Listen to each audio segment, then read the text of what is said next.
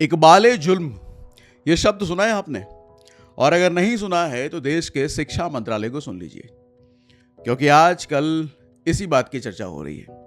अब देखिए, नीट के री एग्जाम के लिए शिक्षा मंत्री जी सिर्फ इकबाले जुर्म नहीं कर रहे हैं, बल्कि अपने ही बनाए सिस्टम पर भरोसा खो चुके हैं और कह रहे हैं कि हम री एग्जाम अपने दम पर नहीं करा सकते, इसलिए हमको सेना चाहिए, वायु सेना चाहिए।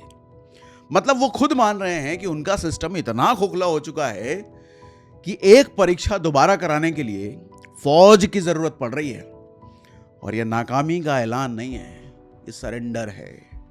नीट का पेपर ट्रांसपोर्ट करने के लिए वायुसेना बुलाई जा रही है, वही आईएएफ जो दुश्मन के बंकर उड़ाने का काम करती है, लेकिन इस री एग्जाम के लिए वो पेपर का लिफाफा लेकर के उड़ेगी। हुआ क्या है आपको समझा देता हूं।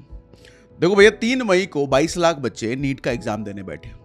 परीक्षा खत्म हुई, पेपर लीक की खबरें आग की तरह फैल गई और एनटीए जो एग्जाम करवाती है, उन्होंने बोला ये सिर्फ अफवाह है, ऐसा कुछ नहीं हुआ है। लेकिन राजस्थान, बिहार, महाराष्ट्र पुलिस को व्हाट्सएप चैट मिला, सबूत मिला और 12 मई को सरकार को घुटने टेकने पड़े।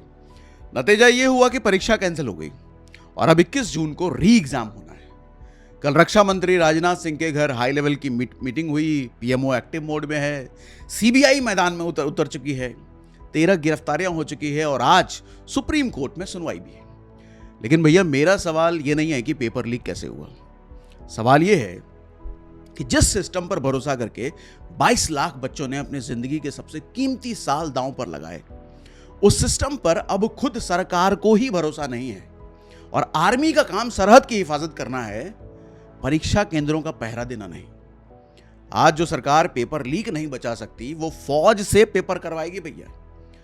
सोचिए, बाहर के देश में जब ये पता चलेगा कि भारत में एग्जाम कराने के लिए फौज और वायु सेना की मदद ली जाती है, क्या इज्जत बचेगी भैया देश की।